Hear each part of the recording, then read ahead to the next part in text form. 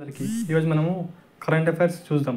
National highway steel slag road అనగా ఇండియాలో మొదటి national highway steel slag road ఎక్కడ ఇనాగ్రేట్ చేయబడింది. ఇది మనం చూసుకున్నట్లయితే ఇందాపూర్ పన్వేల్, ఇక్కడ స్క్రీన్ మీద కనబడుతుంది కదా, ఇందాపూర్ పన్వేల్లో India's first national highway steel slag road అనేది ఇనాగ్రేట్ చేయబడింది. అలాగే మనకి హెపటైటిస్ ఏ అనే వ్యాధి ఒక వ్యాక్సిన్ని ఎవరు కనుగొన్నారు, ఇంకా అలాగే దాని యొక్క పేరు ఏంటి? హెపటైటిస్ ఏ వ్యాక్సిన్ని ఇండియన్ ఇమ్యునాలజికల్స్ లిమిటెడ్ వారు తయారు చేసి దానికి హ్యావిష్యూర్ అనే పేరు అనేది నామకరణం ఇవ్వడం జరిగింది. ఇంకోటి, ఈ మధ్య సిమ్లిపాల్ టైగర్ రిజర్వ్లో మనకి మెలనిస్టిక్ టైగర్ అని, అంటే మామూలుగా స్కిన్లో ఒక టైప్ ఆఫ్ పిగ్మెంటేషన్ అనేది ఉంటుంది. అయితే మనకి ఏంటంటే ఇక్కడ పులి రాయల్ బెంగాల్ టైగర్ ఉంది కదా, ఆ ఒక పులికి మామూలుగా మనము ఏవైతే రేఖలు ఉంటాయో చర్మం మీద అవి అనేది ఇక్కడ కొంచెం నలుపుగా ఉండడం కొంచెం విశేషం. అయితే ఈ యొక్క అరుదైన రకాన్ని మెలనిస్టిక్ బ్లాక్ టైగర్ అంటారు. అయితే ఇది ఎక్కడ కనిపించిందంటే మనకి ఒడిస్సాలో సిమ్లిపాల్ టైగర్ రిజర్వ్లో మనకి కనబడింది. అయితే ఒడిస్సా రాష్ట్ర ప్రభుత్వము మెలనిస్టిక్ బ్లాక్ టైగర్ కోసము సఫారీ అనేది రూపొందించారు.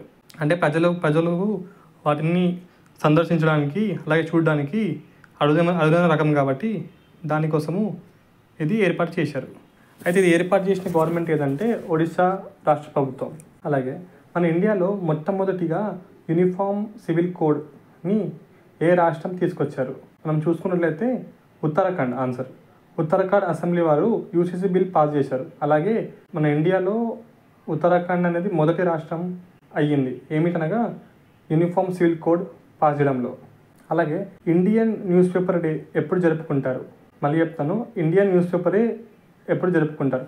ఇండియన్ న్యూస్ పేపర్ డే అనగా మనకి భారతీయ పత్రికా దినోత్సవం ఎప్పుడు జరుపుకుంటారు? 29 జనవరి 29 జనవరికి ఇండియన్ న్యూస్ పేపర్ డే జరుపుకుంటారు. ఎందుకు జరుపుకుంటారంటే మన భారతదేశంలో మొట్టమొదటి న్యూస్ పేపర్ ఏదైతే ఉన్నదో దాన్ని బెంగాల్ గ్యాజెట్ అంటారు.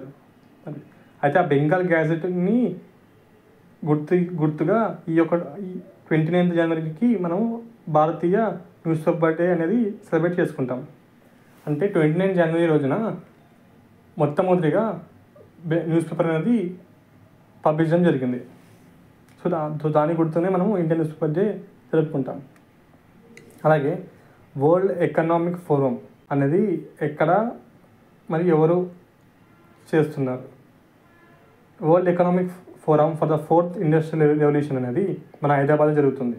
అయితే దాని యొక్క థీమ్ ఏమనగా స్టేట్ హెల్త్ టెక్ ల్యాండ్స్కేప్ అనేది ఈ యొక్క దానికి ఒక థీమ్ అండి. అయితే వరల్డ్ ఎకనామిక్ ఫోరం ఎక్కడ జరుగుతుందంటే హైదరాబాద్లో. అయితే వరల్డ్ ఎకనామిక్ ఫోరం అని లాంచ్ చేసిన హైదరాబాద్లో. అండ్ దాని థీమ్ వచ్చేసి state health tech landscape. Regenerative tourism అంటే ఏదైనా పర్యాటక ప్రదేశం వెళ్ళినప్పుడు అక్కడ పర్యాటకులు అక్కడ వాళ్ళ వినోదం కోసమే కాకుండా కూడా చుట్టుపక్కల ఉన్న వాళ్ళ ప్రాంతం ఏదైతుందో పర్యాటక ప్రాంతం ఏదైతుందో దాన్ని ఒక సంరక్షణ చేయడం కానీ లేకపోతే చెట్లను నాటడం కానీ అలాగే అక్కడ చుట్టుపక్కలను మంచిగా చూసుకోవడం అనేది రీజనరేటివ్ టూరిజం అంటారు. ఇంకోటి ఏంటంటే మనం ఒకవేళ ఆ రీజనరేటివ్ టూరిజం అనే టైటిల్ అనే ట్యాగ్ పడ్డ ప్రాంతానికి వెళ్ళినప్పుడు మనం అక్కడ టూరిస్ట్ వెళ్తాం కదా, సో అక్కడ పర్యాటకులు వెళ్ళి అక్కడ ఉంటారు కాబట్టి అక్కడ జనరేట్ అయ్యే రెవెన్యూ ద్వారా అక్కడ ఉన్న వాళ్ళు వారి యొక్క చుట్టుపక్కలని పరిశుభ్రంగా పెట్టుకోవడం కోసం కానీ లేకపోతే అక్కడ ఏమైనా డెవలప్మెంట్ చేయడం కోసం కానీ వినియోగించుకుంటారు. అంటే ఎకలాజికల్గా ఎకో ఫ్రెండ్లీగా ఇది చూస్తారు. సో అందుకని రీజనరేటివ్ టూరిజం అంటారు దీన్ని. అయితే ఇండియాలో ఏ రాష్ట్రం మొట్టమొదటిగా రీజనరేటివ్ టూరిజం లాంచ్ చేయడానికి పేరు సంపాదించుకుంది అనగా Goa has become the first state to launch regenerative tourism.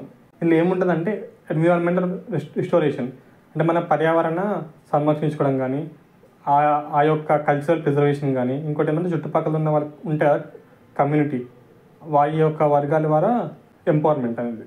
ఇప్పుడు మనము ఈ ఫిబ్రవరి యొక్క కరెంట్ అఫైర్స్ చూసుకుందాం.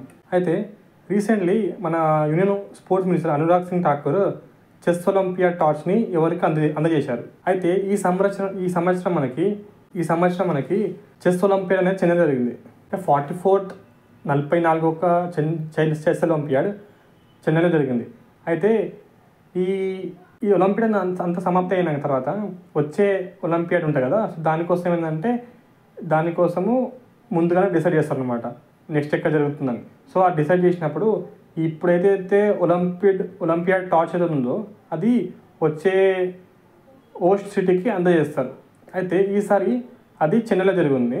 వచ్చే చెస్ ఒలింపియాడ్ వచ్చేసి హంగరీ బుదాపెస్ట్ జరిగింది. అనగా 44th చెస్ ఒలింపియాడ్ చెన్నైలో జరిగింది. అలాగే రాబోయే 45th అనేది మనకి హంగరీ అనే దేశంలో జరుగుతుంది.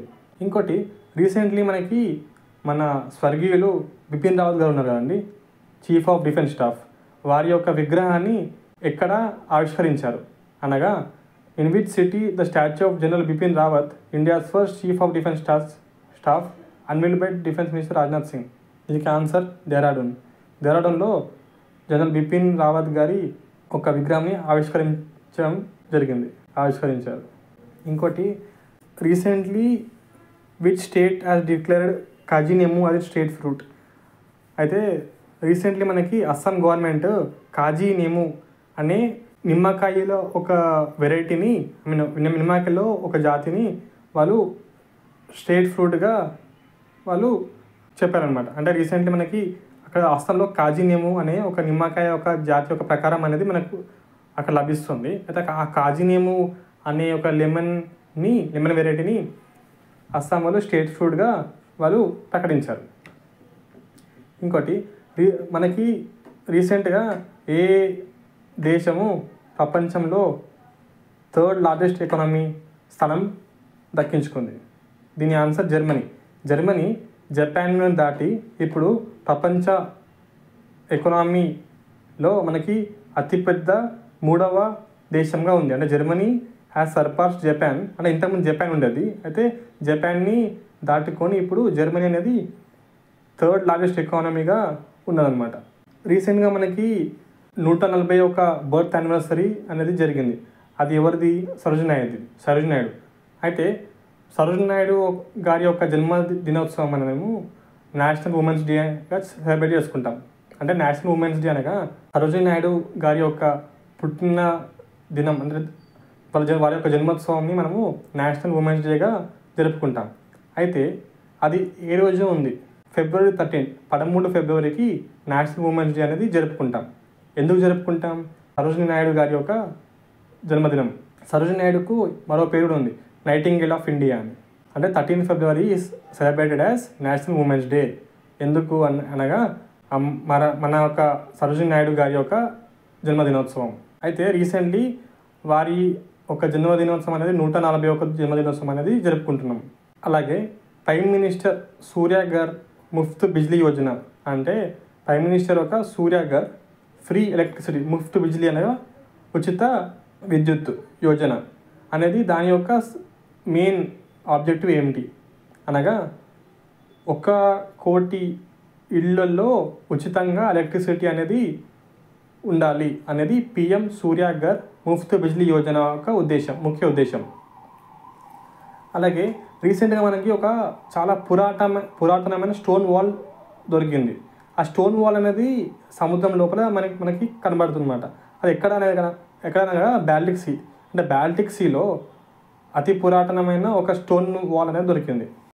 అలాగే రీసెంట్గా ప్రపంచంలో ఎక్కడ మనకి ఫస్ట్ టైం గాలిలో నడిపే ట్యాక్సీ అనేది స్టార్ట్ చేశారు. అంటే which city is launching the world's first air taxi service.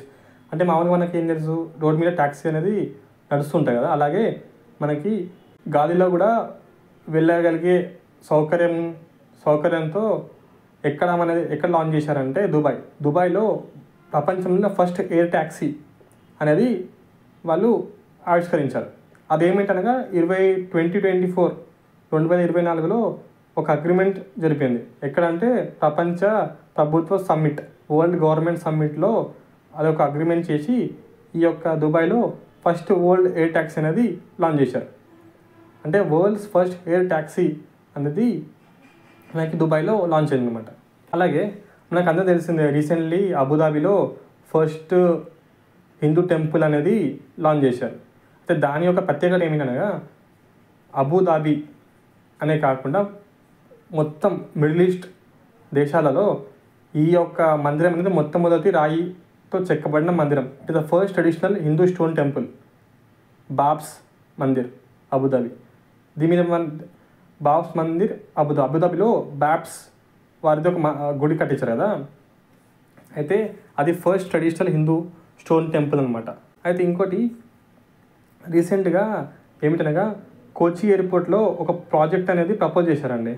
అయితే ఆ ప్రాజెక్ట్ ఒక ప్రత్యేకత ఏమిటనగా కోచి ఎయిర్పోర్ట్లో ఫస్ట్ ఎవర్ హైడ్రోజన్ ప్లాంట్ అనేది రూపొందించారు. అంటే కోచి ఎయిర్పోర్ట్లో మొట్టమొదటి హైడ్రోజన్ ప్లాంట్ అనేది ఆవిష్కరించారు. అదండి అంటే what is the purpose of project at Kochi airport అనగా ఫస్ట్ హైడ్రోజన్ ప్లాంట్ అనేది అక్కడ రూపొందించి ఏర్పాటు చేయడం జరిగింది. అలాగే మనకి రీసెంట్గా మనం న్యూస్లో చూస్తున్నాం, పేటిఎం బ్యాంక్స్ అనేది దానిపైన ఎన్నో ఆరోపణలు వస్తున్నాయి. ఇంకా ఆర్బీఐ దాని మీద కొన్ని నిబంధనలు పెట్టింది అనమాట. సో అది యాక్చువల్గా పేటిఎం పేమెంట్స్ బ్యాంక్ అనేది ఎవరు ఓన్ చేసుకుంటారు చూద్దాం రండి. 197 కమ్యూనికేషన్స్ అనే వాళ్ళు ఈ యొక్క పేటిఎం బ్యాంక్ని ఆపరేట్ చేస్తారు అనమాట. 197 కమ్యూనికేషన్స్ అనే ఒక సంస్థ ఈ పేటిఎం పేమెంట్ బ్యాంక్స్ని ఆపరేషన్ చేయడం జరుగుతుంది. అయితే రీసెంట్గా రిజర్వ్ బ్యాంక్ ఆఫ్ ఇండియా వాళ్ళు దీని మీద బిజినెస్ రెస్ట్రిక్షన్స్ పెట్టారు, అంటే బిజినెస్ సంబంధించిన నిబంధనలు పెట్టారు. అయితే ఈ యొక్క పేటిఎం పేమెంట్స్ బ్యాంక్ అనేది 197 కమ్యూనికేషన్స్ అనే బడే సంస్థ చేతిలో ఉందన్నమాట. ఇంకోటి మనకి ఇంటర్నేషనల్ వాటర్ కాంక్లేవ్ అనేది ఎక్కడ జరిగింది, ఇది చూసుకున్నట్లే మనకి ఇంటర్నేషనల్ వాటర్ కాంక్లేవ్ అనేది సక్సెస్ఫుల్గా షిలాంగ్లో మనకి జరిగింది అనమాట. అంటే ఇంటర్నేషనల్ వాటర్ కాంక్లేవ్ అనేది ఎక్కడ జరిగింది చూసుకున్నట్లయితే మనకి షిలాంగ్ అనేది జరిగింది. షిలాంగ్ ఎక్కడ ఉందండి? మేఘాలయ. అదండి మనకి latest current affairs. Thank you.